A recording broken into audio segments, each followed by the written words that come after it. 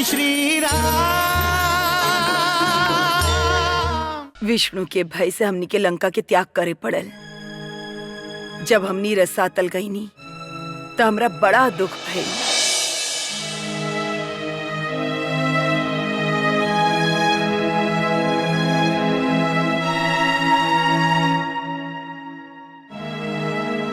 कैक्सी, ना पिताश्री, हम कहीं ना जाइब। हम लंका के छोड़ के कहीं ना जाइब। देखा पुत्री, अगर तू न जाइबू तो तारा अपन प्राण गवाए की होगी। का है भला? हमार अच्छा खातिर रउआ बानी। काका श्री माल्यवान बाड़े जौन महाबलशाली और सामर्थ्यशाली हवे। ना पुत्री ना, विष्णु के समक्ष हमनी के बल सामर्थ्य कुछ भी नहीं खे। यदि हमनी सामर्थ्यशाली होती तो अपन भ्राता मालिक के रक्षा ना करती। विष्णु के सुदर्शन चक्र के हमनी पास कोनो उत्तर नहीं खे। यदि जीवित रहनी और उचित अवसर प्राप्त भई तो पुनः लंका आई, परंतु इस समय हमनी के लंका छोड़े के होगी। आवा पुत्री, आवा।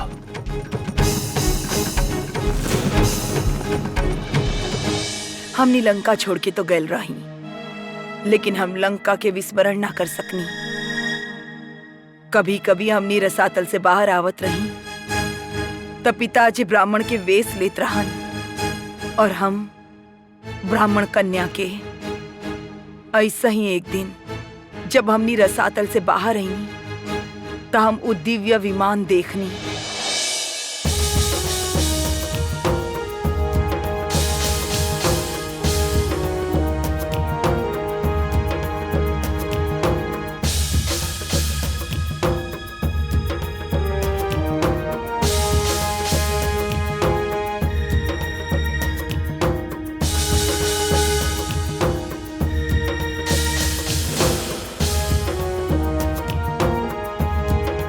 पिताश्री, के हवे? बहुते वैभवशाली बाड़े। सोना के विमान, सोना के मुकुट, सोना के अलंकार। हाँ पुत्री, ये देवता लोक के कोषाध्यक्ष कुबेर हमें।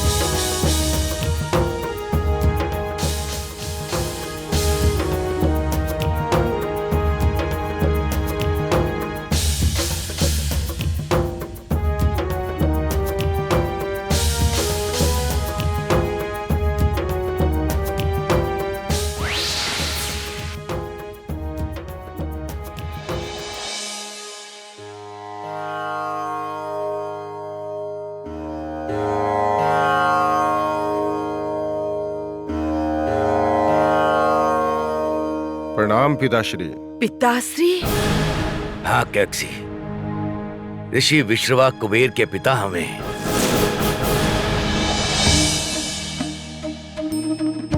आयुष्मान भव।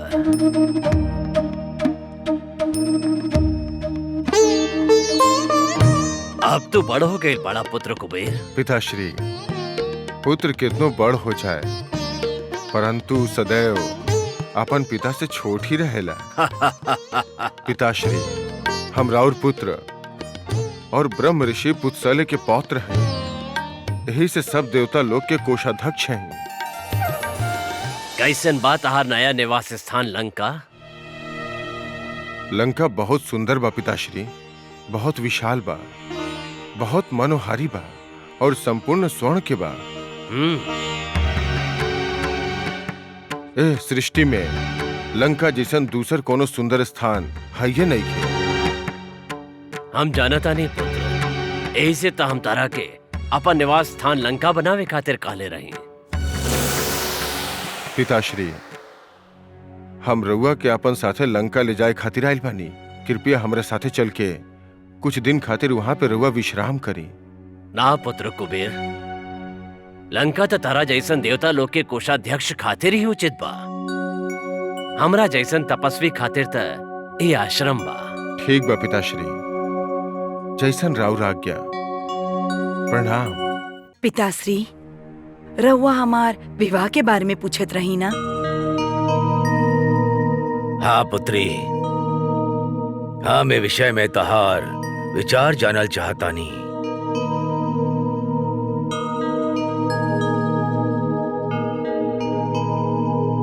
पिताश्री, हम विवाह करे खातिर तैयार बानी,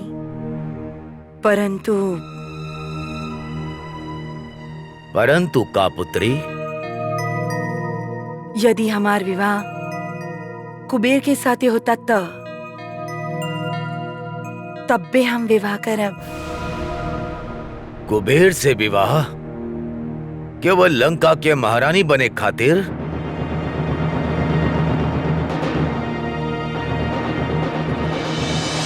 और यदि कुबेर विवाह खातिर सहमत ना भइले तब? ना पुत्री ना, तहार निर्णय उचित नहीं खे। तू इतना स्वार्थी कैसे हो सकेलो? हमार एगो प्रश्न हमरा के स्वार्थी कैसे बना सकेला पिताश्री? रउआ हमार विवाह करवावल चाहतानी और हम रउआ सामने अपन इच्छा रख देनी। का अपन इच्छा व्यक्त कइल उचित ना है? कृष्ण, इच्छा और ओकर पूर्ति के नहीं के कैक्सी। हमरा सम्मुख प्रश्न बा। हमने के संपूर्ण राक्षस जाति के उत्कर्ष के, ओकर उद्धार के। हमने के राक्षस जाति जौन समय के साथ पतन के गर्त में गिर चुकल बा। हम तहार विवाह में संपूर्ण राक्षस जाति के उत्कर्ष देख ले पानी, परंतु उत्कर्ष उद्धार कुबेर से तहार विवाह होखला पे संभव ना होखी। वो तब्बे संभव हो कि पुत्री, जब तहार विवाह ऋषि विश्वा से होखे। कुबेर आज जे कुछ भी बा, जौन कुछ भी बा ओकरा पास, ओकरा पीछे ओकर पिता ऋषि विश्वा के पुण्य प्रताप और तपोबल बा पुत्री। तनिक सोचा कैक्सी, विश्वा तपस्वी ब्राह्मण हा और तू एगो राक्षसी हाउ। ओकरा पास ज्ञान बा और तहरा पास शक्ति बा। विश्वा के पास ओकर पुण्य बा, तारा पास राक्षसी माया बा। विश्वा के पास तपोबल बा, तारा पास राक्षसी सामर्थ्य बा। कैक्सी, तनी सोच, तू दोनों के जौन पुत्र होगी, कैसन अद्वितीय होगी। ओकरा में ब्राह्मण और राक्षस दोनों के गुण समान रूप से विद्यमान होगी। तीनों लोक में केहू होकर बराबरी ना कर पाई, यहां तक कि लंका में भी ना।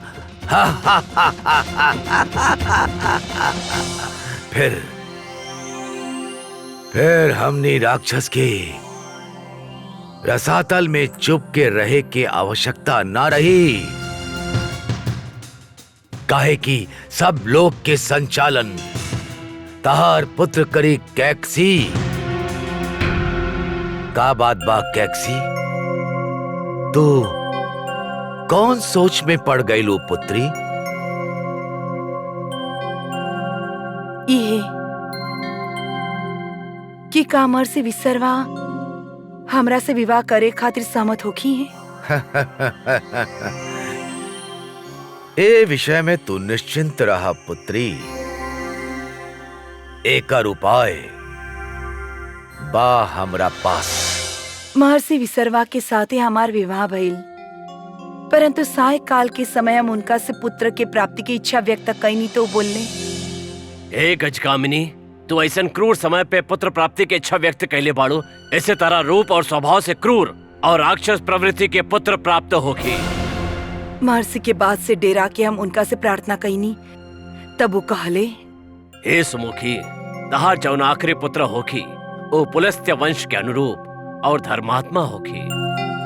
फिर हमार पुत्र भइले, पुत्री भइल, रावण, कुंभकर्ण, शूर्पणखा और विभीषण। चारों महापराक्रमी, विद्वान, ज्ञानी और बलशाली बाड़े।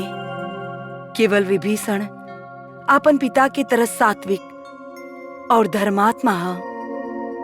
जब चारों युवा अवस्था में पहुंचले तो एक दिन कुबेर आपन उहे पुष्पक विमान में आपन पिताश्री से मिले आइल।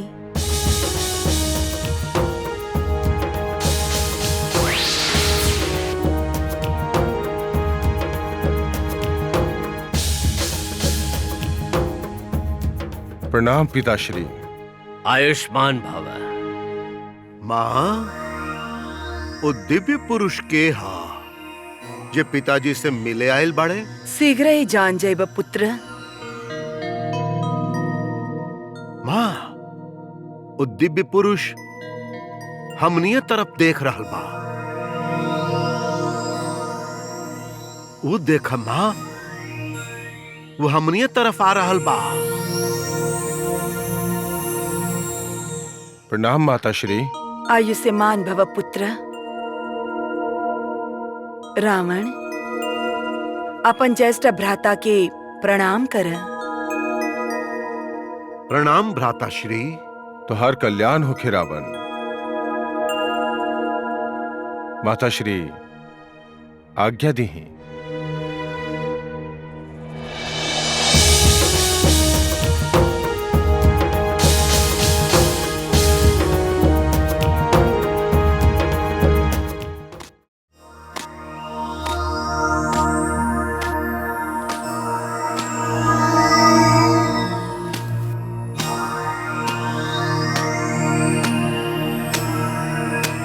माँ, तू एजा बाड़ू?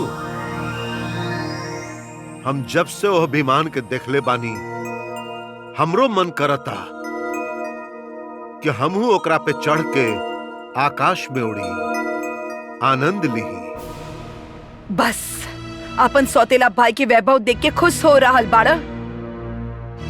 बहुत प्रभावित हो रहल बाड़ो कुबेर से। पल भर खातिर तू ई ना सोचल कि तोहरो कुबेर जैसन वैभवशाली होके के चाहिए। रावण का जीवन भर यही तरह दरिद्र ही रहबा। का तहार मन में विचार ना आइल कि विमान के स्वामी तहार होके के चाहिए। हम लंका में रहत रही काहे कि तहार नाना राक्षस जाति के स्वामी रहन, उनकर दबदबा रहे। आज उहे लंका में तहार सौतेला भाई कुबेर रहेला। जौन हमनी के रहे, जौन हमनी के बा, वो आज कुबेर के हो गल बा। जब तक तू अपन लंका के दूसरा के पास देखत रहबा, कब तहार लंका तहार होखी रावण, कब? का तू कायर हवा? का तहार भुजा में बल नहीं खे? माँ, का तू सामर्थ्यशाली नहीं ख, पराक्रमी नहीं ख? माँ, तू तपस्वी ना, राक्षस हवा। हम तहरा के यज्ञ करे खातिर जन्म नहीं खी देले। हम तहरा के जन्म देले बानी राक्षस कुल के प्रतिष्ठा देवे खातिर, राक्षस जाति के उद्धार करे खातिर, राक्षस जाति जौन खोइले बा ओकरा के पावे खातिर। रावण, अपन माँ की इच्छा पूरा कैल हर संतान के धर्म होखेला, और अगर एक कर्तव्य की तू पूरा नहीं खा कर सकत त तू हमरा के बता द। हम समझब हमार कोक तहरा के ना, एगो निर्जीव मांस के गोला के जन्म देले बा। माँ,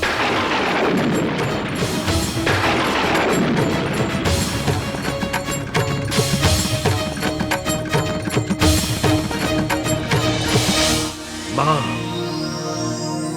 राउर चरण में बैठ के आज ही प्रतिज्ञा ले रहल बानी कि हम आपन कर्तव्य के पालन करब। हम अपन धर्म के निष्ठा से निभाई।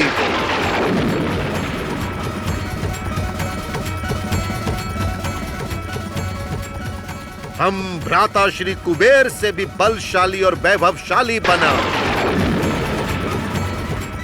हम राक्षस जाति के गौरव और लंका दोनों के प्राप्त करा।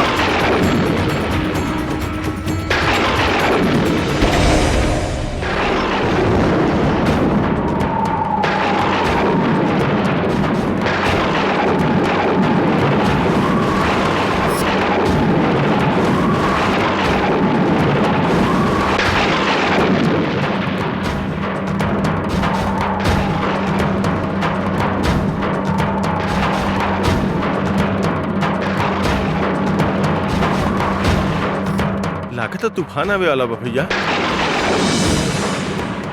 त्रिजटा तूफान आ रहा बा। तूफान तो तब भी आयल रहे लक्ष्मण, जब छुटकी मां पिताजी से दूगो वचन के पूर्ति के मांग कैले रहली। तूफान तो तब भी आयल रहे लक्ष्मण, जब हमनी के समाचार मिलल रहे कि पिताजी के देहांत हो गए बा। और तूफान तब भी आयल रहे लक्ष्मण, जब सोना के मृग के छलावा जान के हमनी कुटी लौटल रहनी। और तब हमनी के ज्ञात भइल रहे कि सीता कुटिया में नहीं थी। पुत्री सीते, लागता बहुत भयंकर तूफान आ गइल बा। चला कोनो सुरक्षित स्थान पे चलल जाओ। ना माता त्रिजटा, अब लंका में कोनो स्थान सुरक्षित नहीं खे। प्रकृति ए तूफान द्वारा दशानन के संकेत भेजले बा कि ये तूफान से भी अधिक भयंकर तूफान लंका में आवे वाला बा, जेकर नाम है रघुनंदन राम। सीता के हरण भइल रहे, तभी जान के हमरा हृदय में चौना प्रकार के तूफान उठल रहे। वो केवल हम ही जाना तानी। अब तो चारों तरफ तूफान ही तूफान बा लक्ष्मण। हमरा खातिर तूफान तबे शांत हो सकेला लक्ष्मण, चौना दिन सीता हमरा सामने होखी। लंका ध्वस्त हो जाई, रावण मृत्यु के अधीन हो जाई। मृत्यु पर विजय पावे वाला ताहार ई बात पूरा तरह मिथ्या है रावण। ई रघुनंदन के नुकीला बाण प्रमाणित कर देखाई। ये आवाज सुन रहल बानी माता त्रिजटा? ई तूफान ना है, ई लंका के स्त्री सबके आक्रोश है, क्रंदन है। ई उनकर अश्रु लंका के समुद्र के विचलित कर देले बा। एही से लंका के समुद्र में तूफान आइल बा।